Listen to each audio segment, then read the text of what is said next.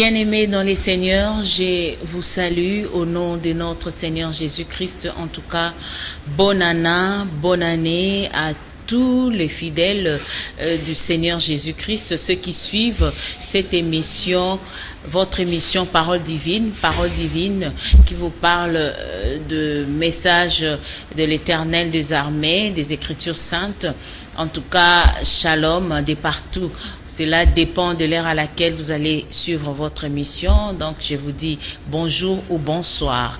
En tout cas, aujourd'hui, Dieu nous a mis à cœur afin que nous puissions partager sur un thème qui est encore capital. C'est la fidélité envers son Dieu. Es-tu fidèle envers ton Dieu? C'est ce que nous allons décortiquer tout au long de cette émission. En tout cas, bien-aimés dans les Seigneurs, cette année nouvelle qui vient de commencer, je vous présente mes vœux le meilleur, des bonheurs ainsi que des prospérités. En tout cas, quand on veut rester fidèle envers son Dieu, premièrement, je vous dirais qu'il faut suivre ses préceptes, il faut l'aimer de tout ton cœur, et en l'aimant, tu vas commencer à suivre ses préceptes, à respecter et à mettre en pratique les commandements de notre Seigneur Jésus-Christ. Lorsque tu mets en pratique ces commandements, cela suppose que tu l'aimes et que tu es fidèle envers l'Éternel des armées. Dieu nous aime. Il nous a aimés en premier, raison pour laquelle il a donné son Fils unique afin que quiconque croit en lui ne périsse point, mais qu'il ait la vie éternelle. Comme il a donné son Fils qui a accepté de porter nos péchés, alors nous, en retour, nous devons également lui être fidèles. Nous devons être fidèles envers notre Dieu. Nous devons lui témoigner notre fidélité. Nous devons marcher dans la crainte de l'Éternel des armées. Nous devons marcher dans la sanctification. Nous devons faire la volonté de l'Éternel des armées. C'est en ce moment que nous allons rester fidèles. C'est en ce moment que nous allons lui témoigner notre fidélité. Nous devons également nous souvenir de ses bienfaits. Quand tu te souviens de ce que l'Éternel a fait pour toi vers peut-être les années 2020, 2021, en tout cas, tu dois rendre gloire à Dieu pour ce qu'il a fait pour toi. À telle enseigne que pour l'année 2023 qui vient encore de commencer, pour qu'il fasse encore davantage. S'il t'a guéri en 2021, si Jésus t'a guéri en 2022, s'il t'a donné du travail, s'il te donne le souffle de vie tous les jours, tu dois témoigner ta fidélité envers le Seigneur Jésus-Christ. Combien ont espéré voir l'année 2023? Combien avaient des projets? Mais ils n'ont pas reçu cette chance-là de voir l'année 2023. Ils sont décédés en 2022. Leur voyage s'est arrêté en 2022. Mais vous et moi, nous sommes vivants. C'est une raison de plus de témoigner notre fidélité envers l'Éternel des armées. Il nous garde en vie. Même si tu n'as pas encore le travail que tu cherches, même si tu n'as pas encore les enfants que tu cherches, même si tu n'as pas encore eu l'argent que tu cherches, mais sois fidèle à l'Éternel. Témoigne-lui ta fidélité en respectant sa parole. Nous devons vivre dans la sanctification. Lorsque nous vivons dans la sanctification, cela fera la joie de notre Maître. Il sera dans la joie et il va nous bénir. Il va nous bénir, mes frères et sœurs.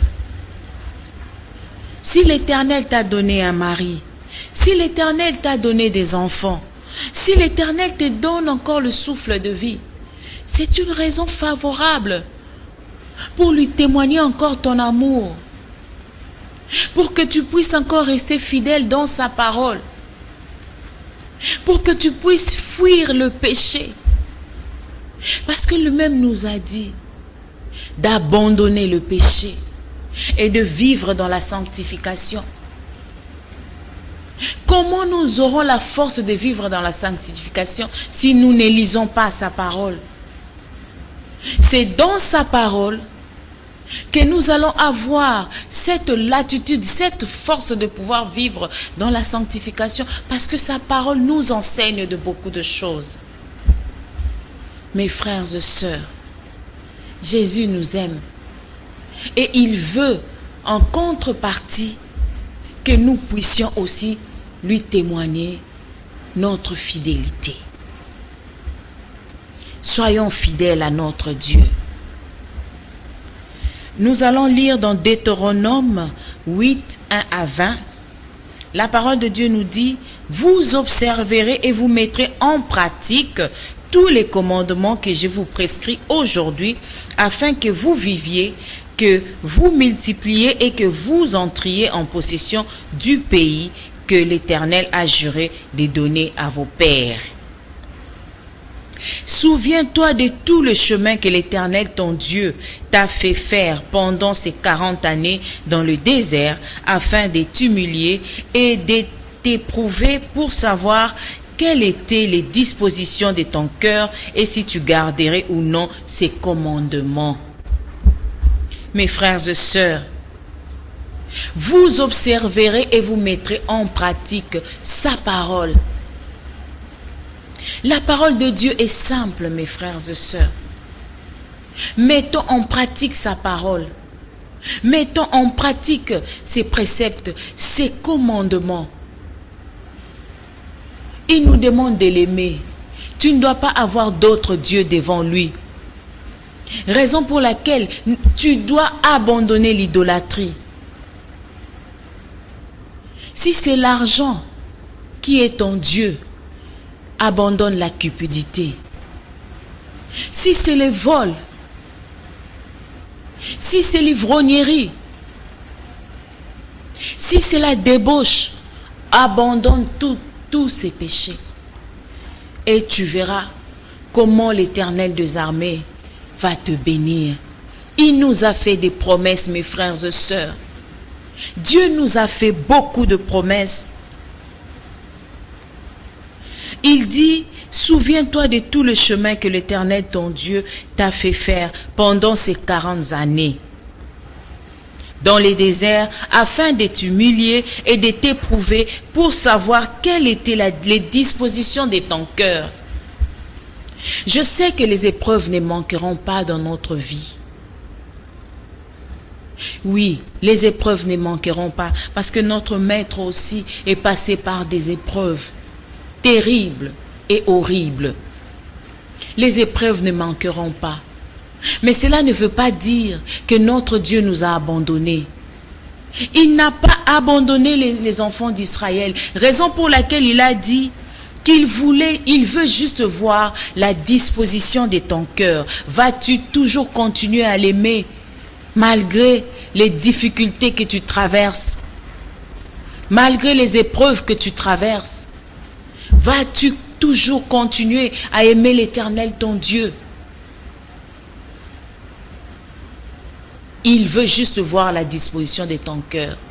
N'abandonne pas, mon frère, ma soeur, que cette situation ne puisse pas te désespérer, que cette situation ne puisse pas t'affaiblir dans la foi.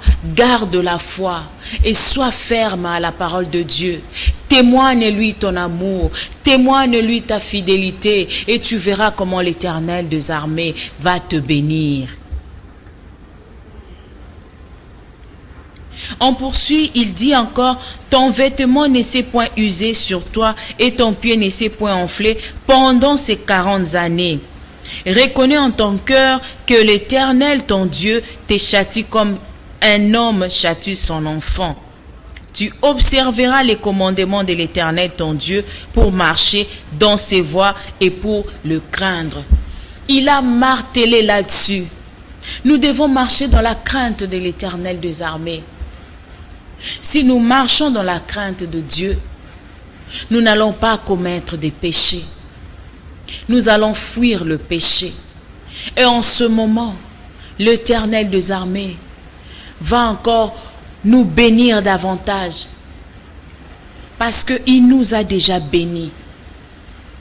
Quelle que soit la situation que tu traverses, Dieu veut juste voir la disposition de ton cœur. Combien tu l'aimes. Combien tu es capable de les suivre jusqu'à la fin. Combien tu es capable de supporter et de respecter, de mettre en pratique ses commandements. C'est tout ce qu'il nous demande. C'est tout ce qu'il nous demande, mon frère, ma soeur. Je sais que des fois c'est difficile pour les hommes. Mais il y a une personne dont nous faisons appel à lui. Lorsqu'on fait appel à cette personne, elle vient toujours nous aider. Et la personne en question, c'est le Saint-Esprit. Faisons appel au Saint-Esprit. Et le Saint-Esprit va nous donner la force d'être toujours fidèles envers notre Dieu et d'éviter tout ce qui est péché et d'éviter toutes les pratiques qui pourront nous faire chuter ou nous faire tomber dans le mal. Craignons l'Éternel des armées.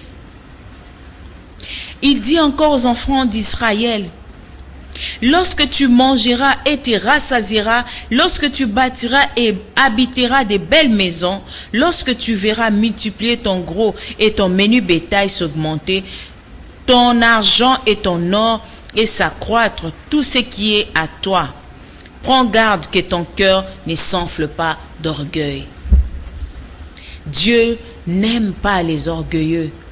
Parce que l'Éternel, c'est lui qui nous bénit. N'est-ce pas qu'on dit, l'élévation ne vient ni de l'Orient, ni de l'Occident, mais l'élévation vient de Dieu. Si l'Éternel des armées te bénit aujourd'hui, ne t'enfle pas d'orgueil. Ne te tape pas la poitrine en disant que ce n'est que par ma force que j'ai obtenu ceci. Ce n'est que par ma force que je suis devenu riche. Non, c'est Dieu qui t'a béni. Alors reconnais ce que le Seigneur a fait pour toi.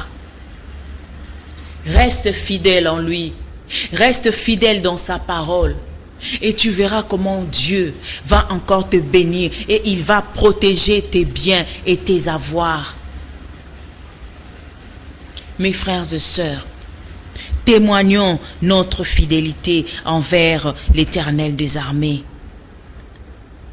Il nous châtie comme un père parce qu'il nous aime. Il ne veut pas que nous puissions demeurer dans le péché, raison pour laquelle il nous châtie. Il nous châtie et il essuie nos larmes. Restons fidèles à l'Éternel. Témoignons à l'Éternel notre fidélité. Les épreuves ne peuvent pas nous décourager. Non, mon frère, ma soeur. Au contraire, les épreuves viennent encore consolider notre foi envers l'Éternel des armées. Parce que nous savons que s'il n'a pas fait aujourd'hui, demain il fera. Coûte que coûte, il fera. Il est capable de tout. Rien n'est impossible à Dieu. Quand il promet, il donne et il réagit. Que les épreuves ne nous découragent pas. Restons toujours fermes dans la parole de Dieu. Obéissons à ses préceptes. Mettons en pratique ses commandements. Et c'est par là que nous allons lui témoigner notre fidélité. Et lui, en contrepartie, il va nous bénir. Parce qu'il nous aime. Combien ont espéré voir l'année 2023, mais ils n'ont pas eu cette chance. Mais vous et moi aujourd'hui, nous avons encore le souffle de vie. Témoignons-lui notre fidélité. Restons fidèles envers l'Éternel des armées. Il nous a fait beaucoup de promesses. Il veut nous donner le meilleur de ce que nous lui demandons. Il donne même au-delà de ce que nous lui demandons. Parce qu'il est notre papa. Il connaît nos soucis, il connaît nos préoccupations. Mais il nous demande tout simplement de l'aimer et de mettre en pratique ses commandements que nous connaissons, vous et moi. Si nous restons fidèles à l'Éternel, si nous lui témoignons notre fidélité, c'est le nom de l'Éternel qui sera glorifié et lui va nous bénir ensuite. Il va nous bénir, mon frère, ma soeur. Il va nous bénir. Parce que moi, je sais comment mon Dieu agit dans la vie de ceux-là qui marchent en conformité avec sa parole.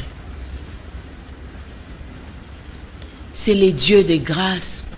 Et il fait grâce à qui il veut. S'il t'a choisi aujourd'hui, il te fera du bien. Mais en contrepartie, qu'est-ce que tu dois faire pour l'Éternel des armées?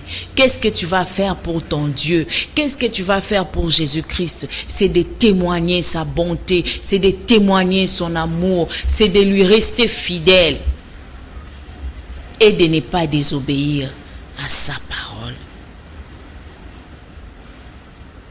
Que ton cœur ne s'enfle pas d'orgueil. Restons fidèles à la parole de Dieu. Témoignons-lui notre amour par des témoignages par rapport à ce qu'il a fait dans nos vies et par rapport à ce qu'il fera. Par rapport à ce qu'il fera aussi. Parce que nous avons la foi. La foi est une ferme assurance des choses que nous ne voyons pas. Et la démonstration de ce qu'on... La foi est une ferme assurance des choses que l'on espère et la démonstration de celles qu'on ne voit pas. Témoignons-lui et gardons notre foi en lui. S'il y a une personne qui est malade, s'il y a une personne qui passe dans des situations difficiles et que par contre, dans ta vie, le Seigneur t'a fait du bien, qu'est-ce que tu dois faire? Tu deviens un témoignage pour ceux-là qui passent par des mêmes situations que toi tu as eu à traverser auparavant. Alors c'est que tu dois faire. Tu dois témoigner l'Éternel. Par ton témoignage, ceux-là seront affermis. Par ton témoignage, ceux-là qui passent par des moments difficiles seront encouragés et il va encore affermir leur foi. Et ils vont encore placer leur confiance en Dieu. Parce qu'un jour, quelqu'un a témoigné pour la gloire de Dieu. Béni soit le nom de l'Éternel des armées. Lui qui a voulu que nous puissions partager avec vous ce message. Là, je vais inviter tous ceux qui n'ont pas encore reçu Jésus-Christ comme leur Seigneur et Sauveur de le faire avec moi, si vous êtes d'accord avec moi. Éternel Dieu Tout-Puissant, Seigneur Jésus-Christ, je t'accepte dans mon cœur, je t'accepte dans ma vie. Viens dans ma vie, prends la première place dans ma vie, conduis ma vie, parce que je ne veux plus me conduire tout seul, mais j'aimerais que tu sois le maître de ma vie et que tu sois au centre de ma vie, que tu sois le maître suprême de ma vie. Merci Seigneur Jésus-Christ et je vais te suivre jusqu'à la fin de mes jours. En tout cas, bien-aimés dans les Seigneurs, ceux qui ont fait cette prière, que Dieu puisse encore vous bénir davantage. J'ose croire que l'Éternel des armées va nous donner encore le souffle de vie afin que nous puissions encore nous revoir dans un prochain numéro. En tout cas, bonne année à vous et que cette année soit vraiment une année de grâce pour chacun de nous. Au revoir et merci pour votre attention.